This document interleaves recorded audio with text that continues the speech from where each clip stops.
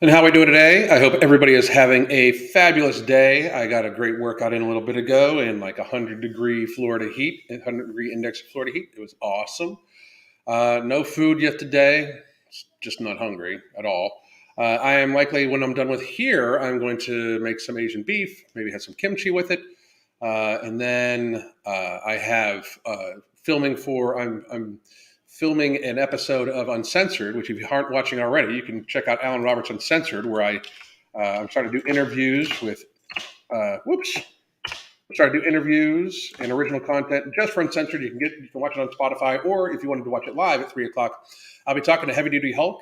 His name is Kurt Dennis. He's an enormous human being, patriot, and he is going to be doing an interview with me from about 3 to 4 o'clock, and then it will be posted up on the Alan Roberts Uncensored podcast, which is on Spotify. We're seeing if they'll allow us to be on Amazon and Apple and stuff like that. But it is on Spotify.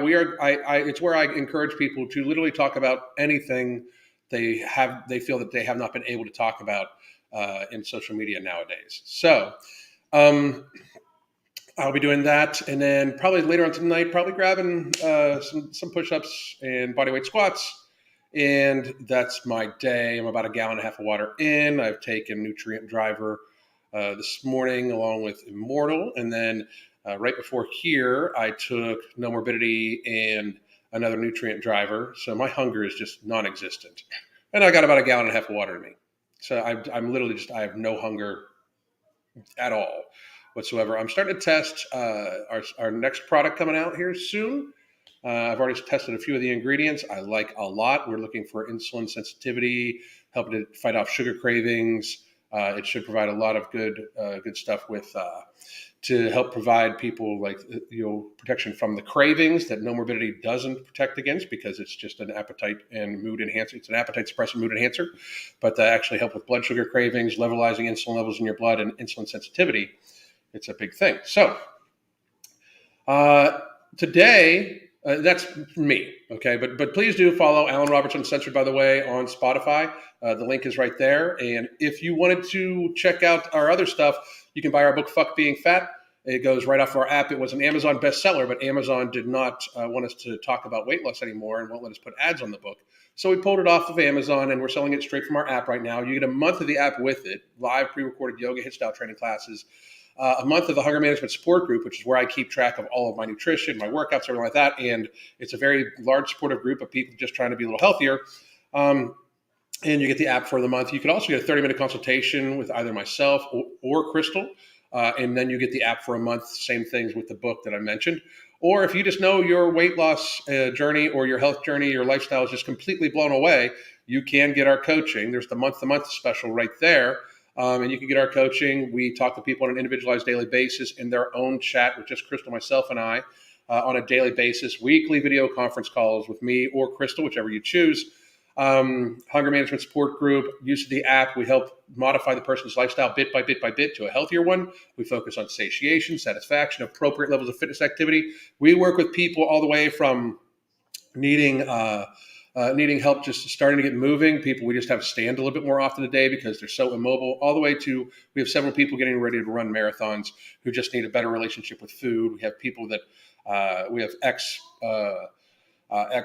physique competitors, all sorts of people. So about 30 to 40% of our clientele is doctors, nurses, physician's assistants, that sort of thing too. We help everybody from all walks of life. We have a few police officers, homemakers, that sort of thing. So please do check that out. Today, hello to everybody in the chat. I normally go through and I say hello to everybody, but I'm not going to do that because today I just want to say hello to everybody. How's everybody doing? I'll probably do a little bit of Q&A after this, but I did want to make sure that we got plenty of time to talk about this. I have not watched this video, so this is going to be a complete blind reaction to Jeff Nippard's Is Obesity a Choice by Jeff Nippard. I like Jeff. We've spoken in DMs multiple times. I've got absolutely nothing against him. I like some of what he says, not everything. I disagree with some of what he says. I don't think any of us agree fully on anything that anybody says. So I don't want anybody to think that no matter what happens, this is any kind of hate. I do find myself, I do consider myself fairly much an expert on weight loss and obesity. in this factor. I know he's a very sciencey guy, and he's going to talk about studies and things like that.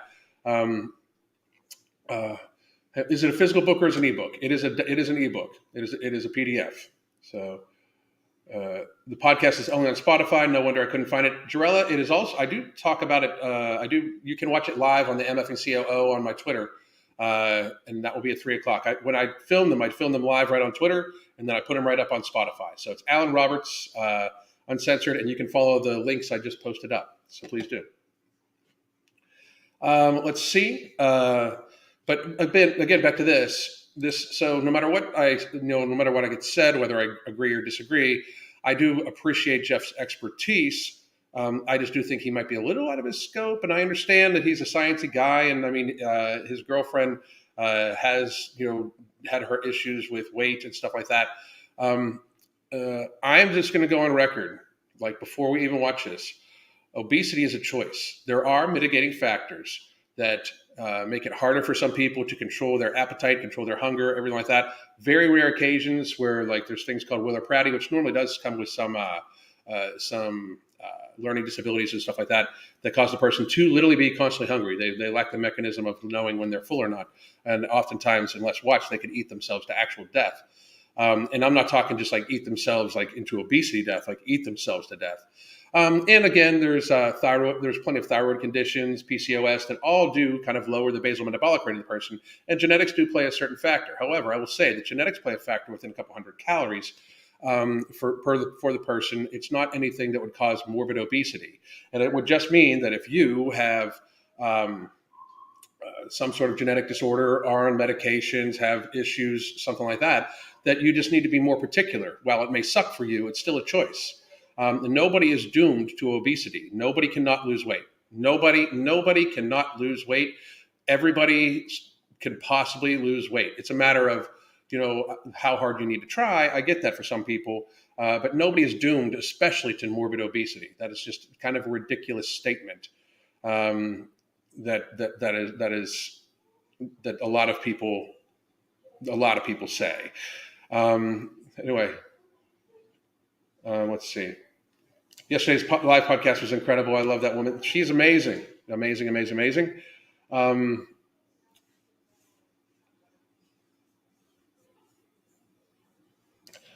The After Feeling shirt, that's from Grunt Style. So you can buy that. Have you had more tattoos done? No, not recently, but I am going to make an appointment to have more done. I am going to have this filled in mostly down my arm all the way to, I'm probably just going to do full tribal sleeves. And then I'm going to have a little bit more through my chest. I do have rib cage tattoos that, I've only got only a few people have seen, but I'm going to have the stuff that's on my chest come through and back into my lats a little bit. So but genetics, and that's the thing. Like, while again, it's harder for some people. Nobody is doomed to morbid obesity. No, nobody. Nobody. Anyway, so again, this is not just in case I disagree. I like Jeff Nippard. I at least think that at least he does a good job of making sure that and here it is. Good. I think he does a great job of making sure that he at least has some backing to what he says, like some absolute backing to the thought process and everything like that he goes by. So give me a sec. Boom. Is obesity a choice? Whoop. Can you guys? I don't know if you guys can hear that. That's no problem. Give me 1 second. And then I might have forgotten to do this.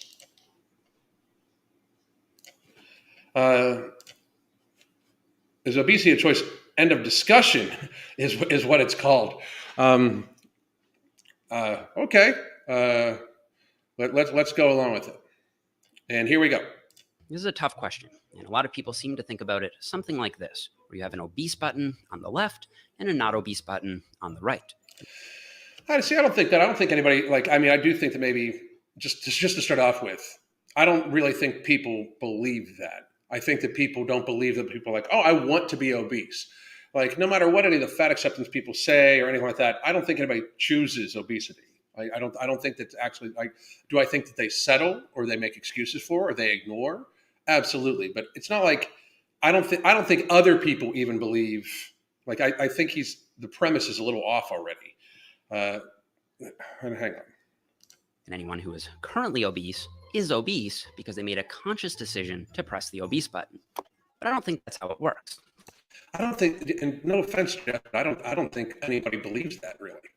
Like, I don't think people are like, oh, you made a conscious decision to be obese. No, they made a conscious decision to not watch out for their health enough to then become obese.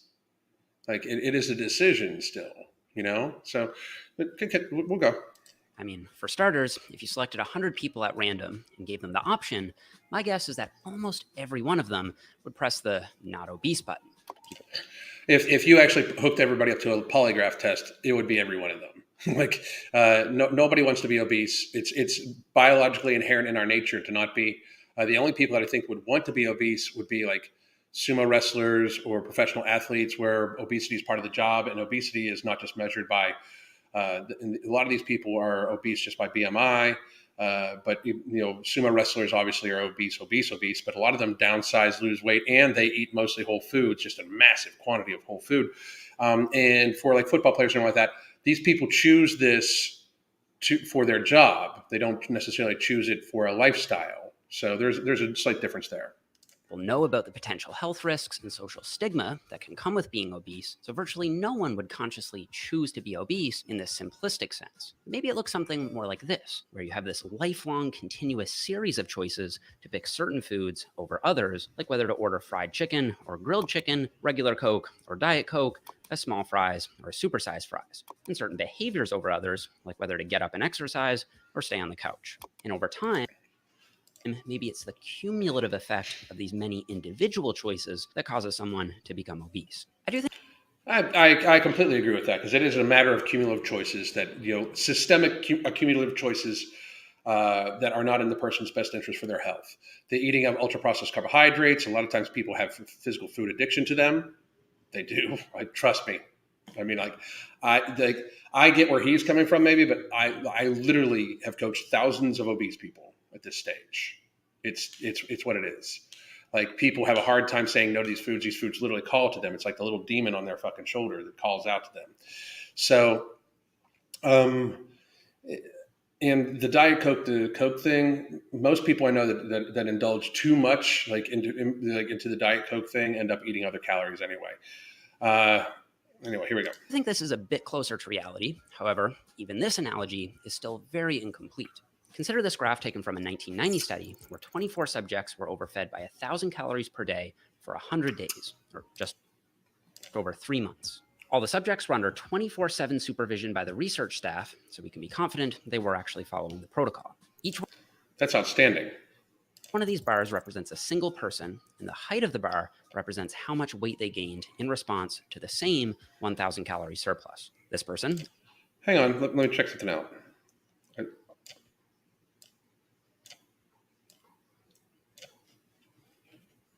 were overfed by 1,000 calories per day for 100 days. The thing I'm going to point out is, how do you know it's 1,000 calorie surplus?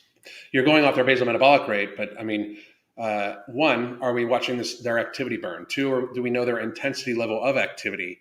Because if they all walk a mile, but one person is more intense, or what's their starting weight? Was their starting weight equivalently equal? Because that changes the ratio of burn. Like, there's lots of questions already. I don't know if he goes into it. Hang on.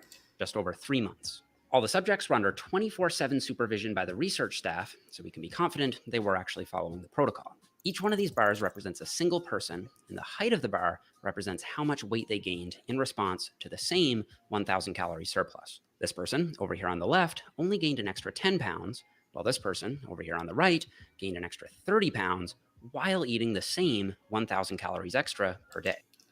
So, but if I eat 1,000 calories extra per day as a 184-pound male, and somebody else eats 1,000 calories extra as a 140-pound male, there's a strong chance that actual 1,000 calorie surplus is more, it's actually a larger percentage of their weight. I mean, however, I will say this, that all this is indicative in that physics works. Like thermodynamics works. Like, people are going to gain weight. And again, I don't know if he discusses the intensity level of activity, their hydration levels, their sleep levels, their cortisol levels, like what type of stresses were they under, or something, those sorts of things. This could be due to a number of factors, but a big one is genetic differences in metabolism. Looking at this later. It is, but I'm going to argue that that's actually a more minority one. Again, what were their stress levels? Like, did we measure these things? Did we measure their resting heart rates? Did we measure their cardiorespiratory efficiency? Did we measure their heart rate while under load, meaning under exercise? Did we measure their sleep quality? Did we measure their hydration levels? Those sorts of things. Later study from 2018, we can see that just like there are large differences in weight gain, there are also large differences in how many calories people burn at rest. Just sitting on the couch, doing nothing at all, this lucky person over here burns about 150 calories more than metabolic equations predict, and this person on the left would burn 250 calories less than metabolic equations predict. In other words, okay, so but this is, again, what are their body mass indexes? What are their current what is the current body composition? I would need to see this study. Just saying that some people are more genetically prone to burn more than the other, I agree with, because that is just reality. However, they still burn calories. Like, just because one person burns more calories than you doesn't mean that you should eat the same thing that they're eating and then just accept the weight gain. It's still a choice. I mean, that's just, to me, to me, falling back on the genetics, being like, well, you're genetically predisposed to become an alcoholic, so you might as well just hit the Jack Daniels. Like,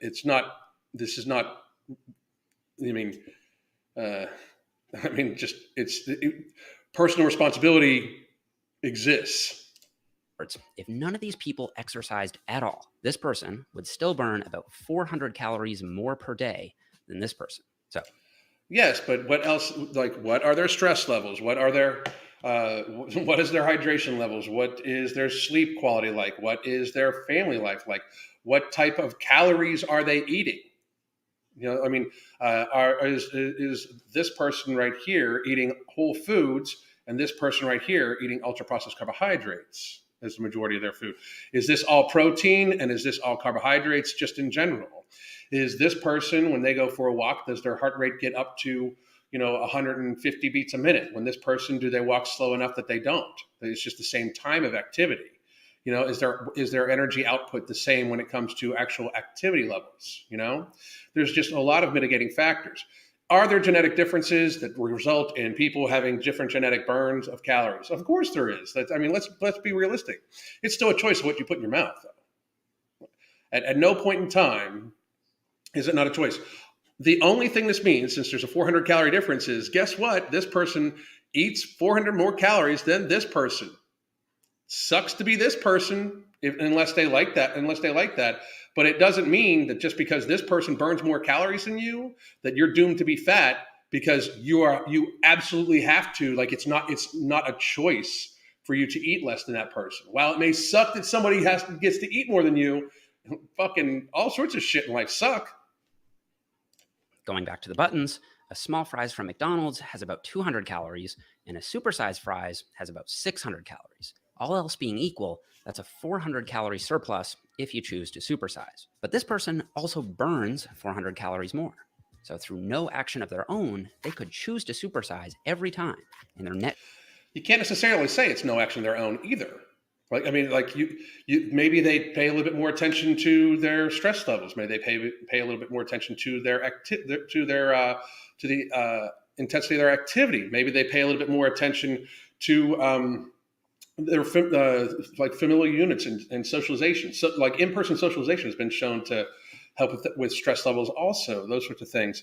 Like, just to say that they get, like, through no action of their own, they could be making healthier choices to just love life a little bit more. I mean, that could affect it also. And again, I completely agree. It could be genetic, but to just say through no action of their own is actually not scientifically. I mean, it's still very, very viable that there's many other factors besides just genetics. It could be actions that they are taking. It could be that they choose to read a book at night and it calms them down, or the other person chooses to play an intense video game. There's so many other factors like that deal with your health. To just say it's not their action to me is a little off, but it still doesn't change the fact that it sucks to be you, but then you get to eat the small fry. Like, why are you eating fries to begin with? I know he's just using this as an example, but guess fucking what? You get to eat the small fry where the other person gets to eat the large fry. Does it suck? Yeah. Can they eat whatever they want? Blah, blah, blah. And it's unfair. Blah, blah, blah, blah, blah. Yeah, it is. But fucking, you're still choosing to be obese if you continuously get the large fry when you know that it is adding weight on you. And being obese, especially morbid obese, does not just happen. It doesn't just poof happen overnight. It happens systemically over a long period of time through consistent action, you know? Net caloric balance would be exactly the same as this other person who chooses the small fries. But this only considers resting energy expenditure, the number of calories you burn at rest. People also burn calories through exercise. But even at rest, your resting metabolism is also affected by your hormone levels. Your hormone levels could be affected by your cortisol levels, your stress levels, those sorts of things, how well you hydrate, how much sleep you get, tons of other factors that the person chooses to take care of. So there's resting metabolic rate, exercise, thermic effect of food, which is actually tiny. Thermic effect of food, and something called non-exercise activity thermogenesis, or NEAT. And the NEAT component of metabolism can vary dramatically between individuals, even more than resting energy expenditure. NEAT refers to the calories you burn from daily activities that aren't actual exercise. So stuff like fidgeting, tapping your feet, etc. And even though you can somewhat modify your NEAT levels by making an extra effort to move around a bit more throughout the day, NEAT is still largely subconsciously regulated in the brain, and it's dynamic. So if you have, however, you can choose to increase your NEAT. It is literally how we start many very large clients. We start many very large clients with setting an alarm on their watch so they stand up for 10 minutes an hour every hour on the hour. You can adjust your NEAT. Like, so I hope that he says it is a choice, because he's talking about a bunch of choices right now. Like, you know, while some of it may be subconscious for some people, but if you want to increase your NEAT, you can take steps to do so. You can choose to have more daily activity. You can functionally choose. You can even build habits around it. It's a choice. Have a genetic predisposition for low NEAT, you aren't very hyperactive, and you don't fidget much, and let's say you tried to force yourself to fidget more, in many cases, your brain would simply find a way to lower NEAT someplace else. So NEAT is... Get activity then. Like, your brain doesn't choose shit. You control your brain. You don't live in a larger body. You make your body what it is. Genetics play a part in all of this. I completely agree. And so say the person has a low NEAT and low metabolism, and another person has a high NEAT and a high metabolism. That doesn't change the fact that what you put in your mouth over here is not determined by what this person's metabolism, NEAT, and what their food choices are. What you put in your mouth over here is an individual choice thing. To a significant degree outside of your control, and it can differ enormously between individuals. This study from Levine and colleagues overfed participants by 1,000 calories per day for 8 weeks and found that NEAT levels ranged from negative 98, they actually moved around less, to plus 692 calories per day. This means that while both of these subjects ate an extra 1,000 calories per day, this person quite literally fidgeted off about 700 of those extra 1,000, while this person actually fidgeted less, meaning their body... Yes, but one more time. What this person eats and the other activities that they do is not determined by what this person does or eats.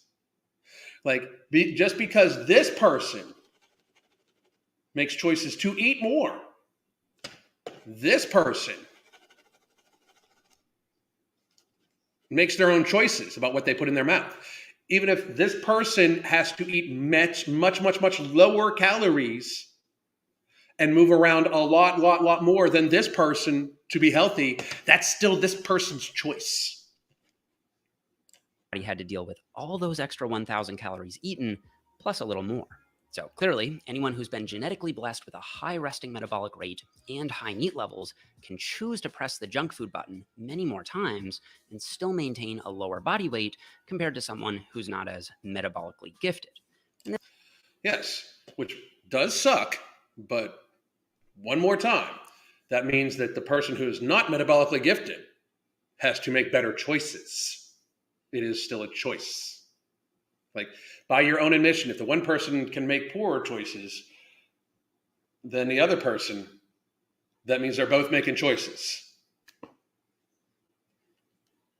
this matches with our everyday experience. We all know someone who can eat whatever they want and remain almost inexplicably thin, and we all know someone who's tried every diet book on the shelf, yet remains overweight. Now, most people would be quick to praise.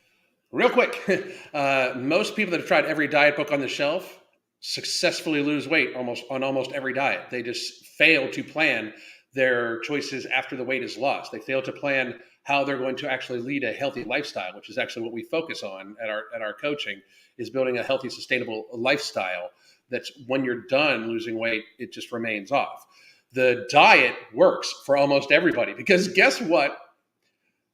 Thermogenics and energy balance is a real thing in the real world. They lose weight, but they normally lose weight temporarily because what they do is go back to their old habits.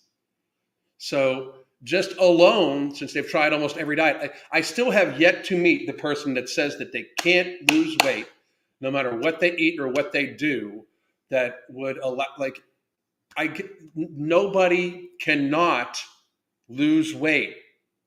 It's harder for some people, but you can choose to lose weight. You are in control over what goes in your mouth. Personal responsibility, while not seen in the 2020s very much, is an actual real fucking thing.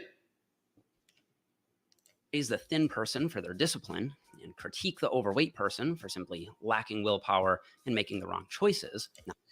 Now, this has nothing to do with whether it's a choice or not.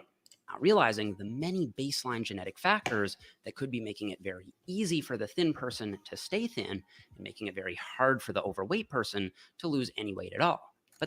Yes, but the thin person could still choose to then overeat in abundance compared to their metabolic rate and eat over in abundance and eat crap food and still become morbidly obese, which would then lower down their actual activity levels and lower down all sorts of things. They could still choose to eat more and get to be morbidly obese. What you're trying to state is like the two things. Like, one person all of a sudden can't choose to be morbidly obese because they have a higher rate.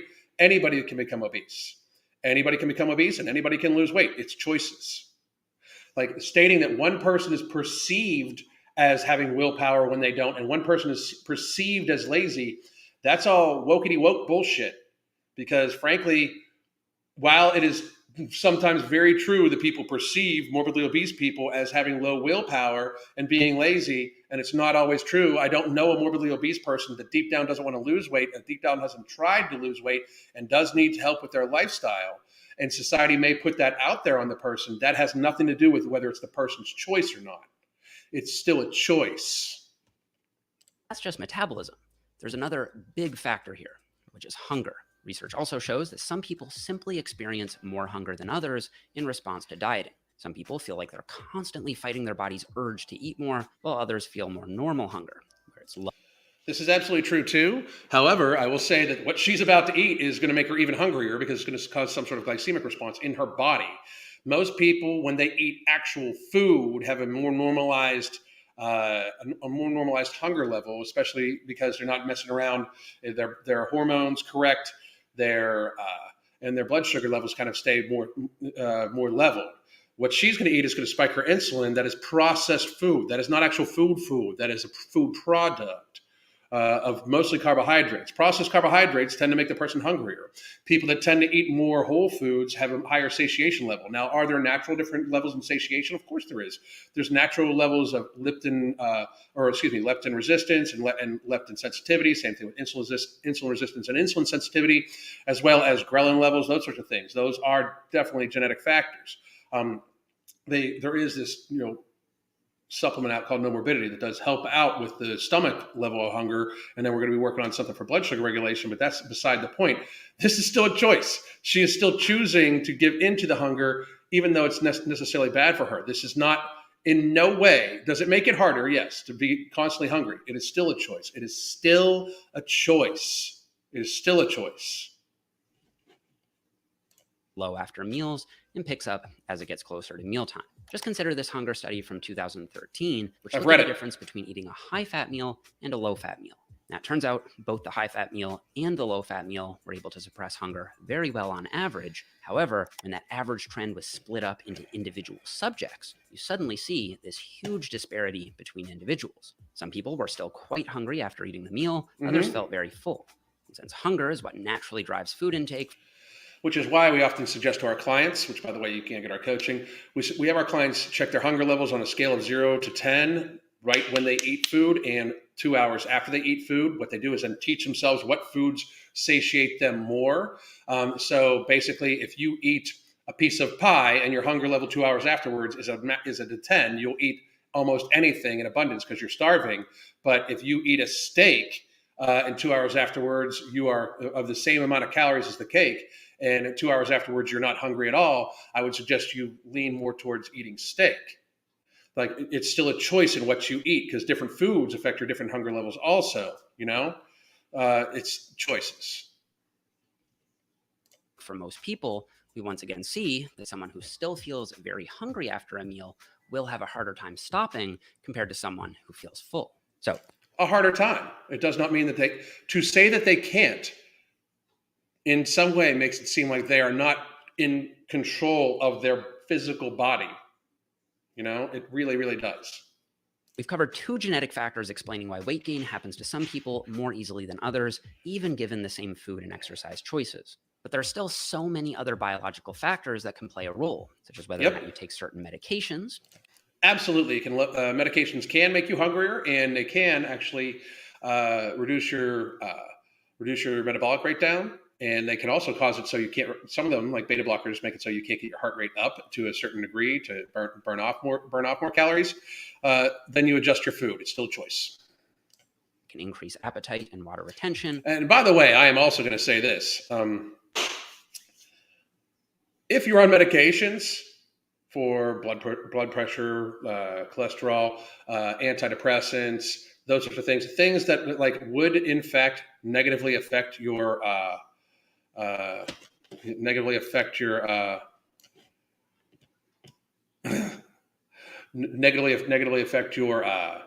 hunger levels, or chances are that you should be watching out what you eat anyway.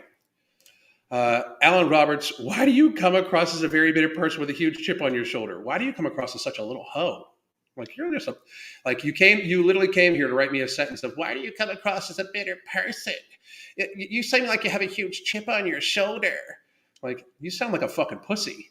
Why do you sound like such a pussy, Jack Cunningham? Anyway. There are also neuroendocrine conditions that can impact weight gain through hormones and metabolism. And he just did talk about water retention, by the way. Water retention is a very serious thing that you can also talk to your doctor about. They can help you out with, but it's not going to lead you to morbid obesity. Then there's pregnancy and menopause, which have hormonal and metabolic impacts, and physical disabilities, which makes burning calories through NEAT and exercise more challenging. Now, yes, it does make it more challenging. It does not stop you from making choices about what you eat. It just does not. Of course, all of this doesn't mean that calories in, calories out only works for some people. It is a simple fact that obesity results from eating more calories than you burn. And tightly controlled metabolic ward experiments repeatedly confirm that caloric intake is the driver of both fat loss and fat gain. So this means that anyone who is obese got obese by eating in a sustained caloric surplus over time. Choice. It's just that avoiding that sustained surplus is so much harder for some people than it is for others. Yes, but not impossible. It's still choice. And for reasons that are beyond their choosing. And this is why I think it's incorrect. Yes, there are reasons beyond their choosing, but however, how they deal with it is their choice. I mean, that's the thing. Like, while the person may be on medication for something, they may naturally be predisposed to have a lower NEAT and lower basal metabolic rate, and all those things put together for some reason. They could even be disabled where they can't necessarily control what they can fucking actually do, but they can still lose weight. They can still control what they put in their mouth for the most part. I mean, like it is choice. It is choice, and they can still control how much they move still, unless they're a quadriplegic, which, I mean, in which case somebody else can control how much they're getting fed for them to make sure that they, do their very best to not be morbidly obese. Correct to reduce all of these factors down to a simple choice to be obese or not. Because if that were the case, why would obesity rates suddenly start trending up in the 1970s? The introduction of ultra processed foods and things like that is why. And let's see, that's right when, the food pyramid, when we started pushing ultra processed foods on people. And we started trying to make it pretend that obesity was an actual issue. We'll just suddenly start choosing to be obese? Or is there yet another layer to this? Well, no. People were lied to about like fat is dangerous and, sugar is good for you.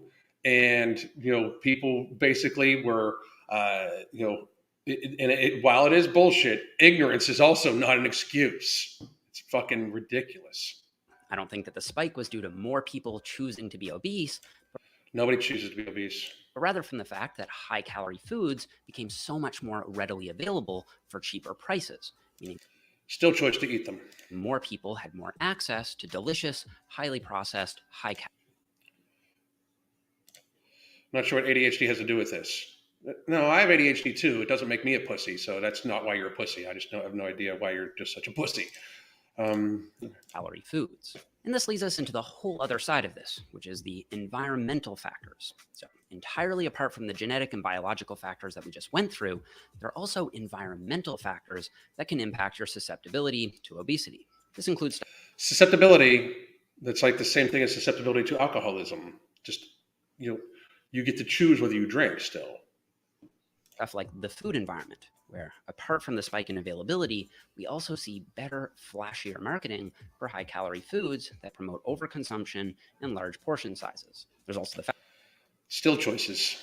The fact that junk food tends to be cheaper, meaning it's more accessible for people of lower economic incomes. And there are beans and rice is the cheapest fucking thing out there, period, per volume, period. You don't even need to make that much time. Take that much time. You can literally put it in a crock pot and cook it up. It's actually less expensive to eat beans and rice and seasonings and stuff like that cooked at home than it is to in any way stop at a grocery store and grab something quick and easy. Social factors, like the type of diet your family and friends eat, which can make it a lot harder, or in the case of dependents like children, virtually impossible to make so-called good choices. Now, he did hit on something here real quick. There are many people that we have clients that have never been healthy. They've never been of a normal weight. They've been obese their entirety of their lives, and they're in their early 20s to 30s. And they just want to make a change because they were that way because their whole family's big and their whole family makes poor food choices. They all still successfully lose weight when applying move more, eat healthier food, and less of it. So is it in the child's choice? No, because parents abuse their children into obesity. It's abuse. The parent chooses over a systemic long period of time to overfeed their child more than energy than they're burning. They can see their child getting fatter and they don't do anything about it. Once you become an adult, you are responsible for your actions. You can change that shit. You can be pissed off at your parents. You can get some therapy and fucking talk that shit out. But it is still a choice.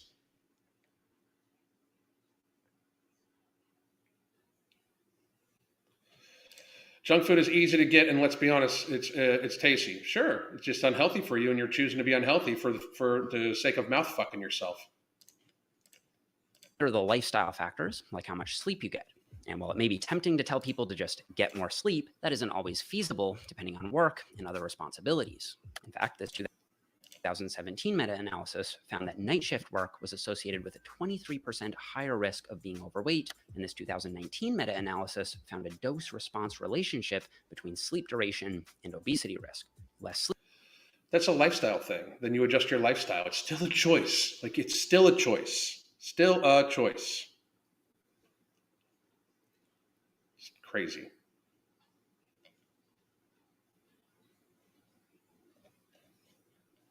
Sleep meant more risk of being obese, with 7 to 8 hours. Here's Nadia.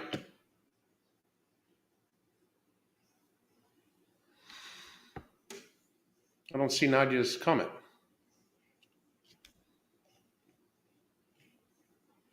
No, there you are, Nadia Dem. How you doing, Nadia? Being the sweet spot on average. Then there are psychological factors like stress and depression. This 2010 meta-analysis of 14 studies found that stress was a risk factor for weight gain, and this other meta-analysis from the same year. Of course, stress is a risk factor for weight gain. It increases up hunger. It increases up cortisol levels. Of course it is. But you also still choose, like, so say you are very massively stressed out. It's still a choice. Nobody shoves food in your mouth. It's still a choice. The long list of excuses being made is what it's appearing like to me, Jeff. It's still a choice. It just absolutely is. People weigh all these things out. It is too hard for them, and they choose to eat in a systemic, consistent, long-term fashion that produces morbid obesity. It is absolutely still a choice. Does not happen overnight. It just absolutely does not. Found that depression was predictive of obesity risk. And I always say, get some counseling. And some people, by the way, some people get depressed and don't eat. Just to be very frank. So there's also a risk of undereating and anorexia with depression. Just to be good. Nadia, thank you very much. I appreciate it. Coming back to the original question, is obesity a choice? Well, I think the answer is no, at least not in all cases, and certainly not in the simplistic sense. There's just too much of an influence from genetics and environment to shift the blame entirely on the individual for their circumstance. So people don't have personal responsibility, according to Jeff Nippard. This is kind of disappointing.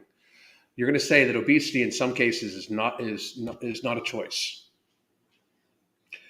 Tell you what, Jeff, here's my challenge to you if you watch this. Find me a person you think it's not a choice for, and me and you can meet with that person, and you and I together can have them lose weight and keep it off and build a healthier lifestyle. Because I can guarantee you it is a choice for every human being. It is absolutely 100% a choice. For every human being, you choose what food you eat and what you put in your mouth. You choose, even if it's unhealthy food, you can then choose the quantity of it. So say all they can do is afford, say the only place they can get food from is McDonald's, right? While they might not be the healthiest thing, they can still eat 2 cheeseburgers a day. Obesity, I'm not talking health, we are talking obesity. Obesity, the amount you weigh is 100% a choice. 100%.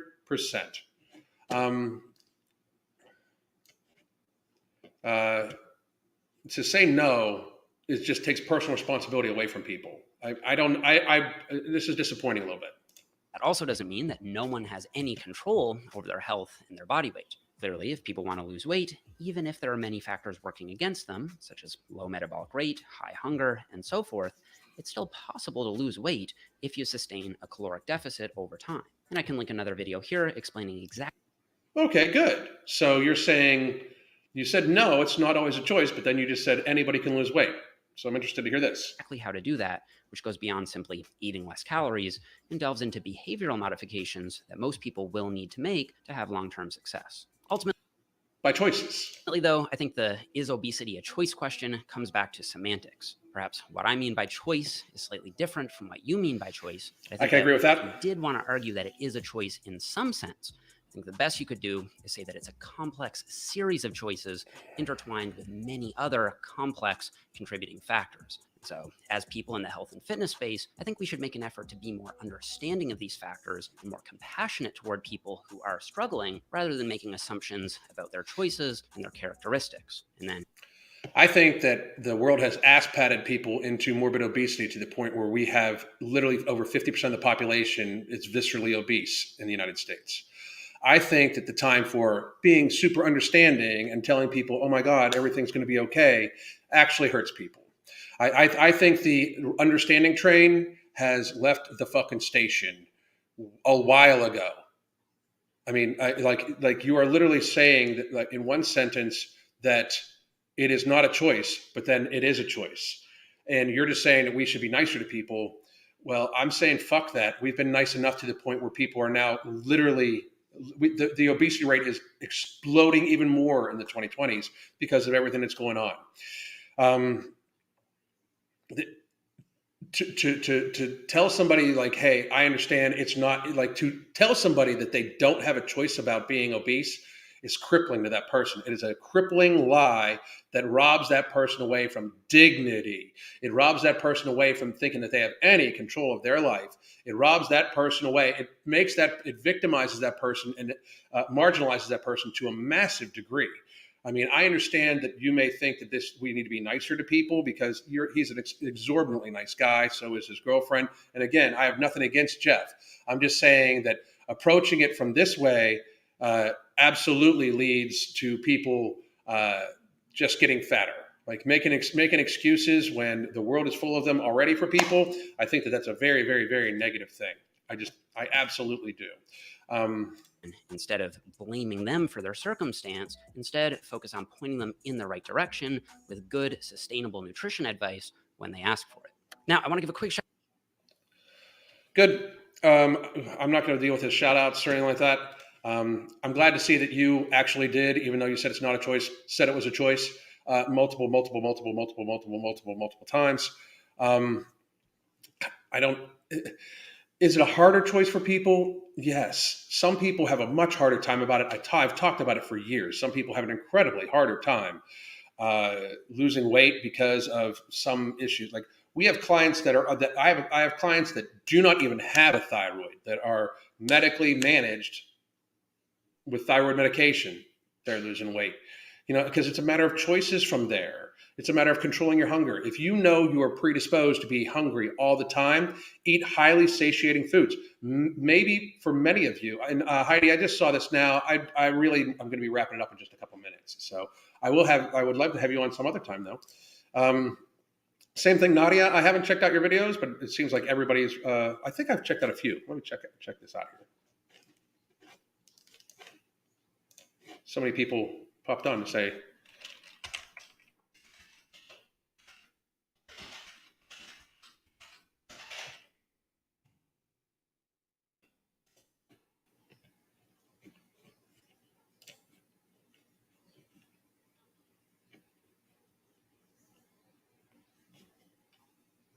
Hey, Nadia, send me a message either on Twitter or on.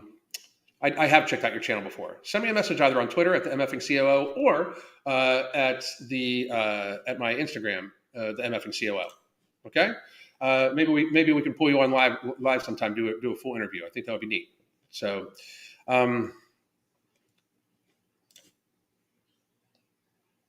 We'll have Nadia on. If she's willing, I'll gladly have her on. I'm 370, exercised my whole life, last same 100 pounds many times, but I made the decision to eat what I eat, my choices, but I am in a gym currently eating well, which is my choice. Brian, that's fucking amazing. That is absolutely outstanding.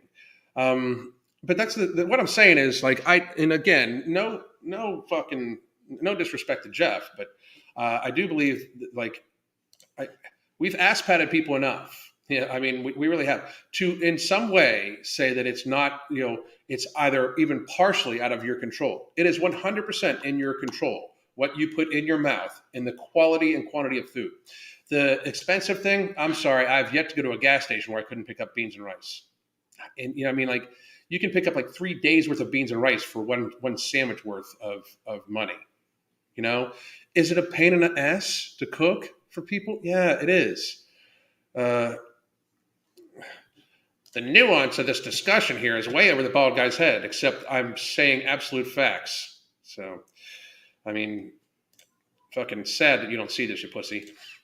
The nuances of what I'm saying seem to be above your head and even above Jeff's head, because all of these things that he listed off are choices made. They're absolute choices made. It's a conscious decision. So I'm just going to block the fucking troll. Now that I've called him a pussy a bunch of times, and it upsets him when I call them a pussy and then I block them. So make a video. I tell you what, if you have got a real problem with it, nah, fuck that. I'm not, I'm not pulling a troll on. He can absolutely make videos about me though for advertisement. Jack, make videos. What do people get out of trolling? I don't know. They I think they were shoved in lockers when they were younger, and then the person looked like me or was built like me, and then they think they're fucking doing something besides making themselves look like incredible pussies. But the thing is that I got out of Jeff's talk here is that like these are all real factors. The thermic nature of food. The thermic nature of food is actually rather small compared to that. But NEAT, metabolism, age, genetic predisposition, they all do really, they play a role. They still don't change the fact that nobody is doomed to morbid obesity. Like not one person is doomed to it. So I was happy to see at the end, even though he said it's not a choice for some people, that he then said it was choices, because that's the reality. And we're obviously going to agree to disagree. There's a whole school of thought of people being like, we need to be more understanding and we need to be nicer and we need this, that. We've been understanding and nicer enough. Like us, in any way, placating the I'm 300 pounds fit and healthy bullshit is why we're at where we're at. That and very clearly the pharmaceutical industry and food industry are very happy that a lot of you are over consuming shit, including pharma and food, and the food making you actually over consume the pharma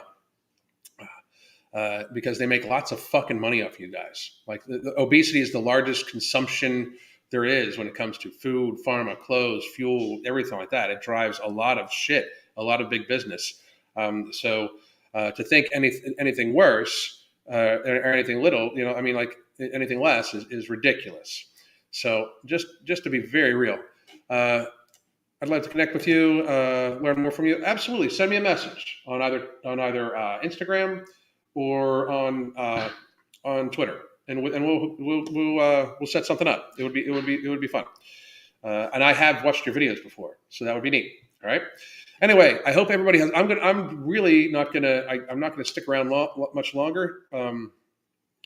I need to check out Nadia's latest video. I will do that on my break, but I am actually going to go off. I got some work I got to get done, and then I'm going to be live for Alan Roberts Uncensored with Heavy Duty Hulk, and we're going to talk Patriot shit. So I hope that everybody has a great day. I'll be back tomorrow about 1 p.m. I don't know what I'm going to talk about yet. I do have another episode of Alan Roberts Uncensored at 2 p.m. tomorrow, where I'm talking to a guy about who talks about sustainability and survival techniques and stuff like that too. Very interesting shit. I'm enjoying doing that shit too, not just the fitness obesity shit. So I hope everybody has a great day. Again, you can get our coaching at the link in the pinned comment up above. You can also sign onto the app. Please subscribe on Alan Roberts Uncensored. And I did hear that like within the first week or second week of July, No Morbidity will be back for sale. And I hope everybody has a great day. God damn.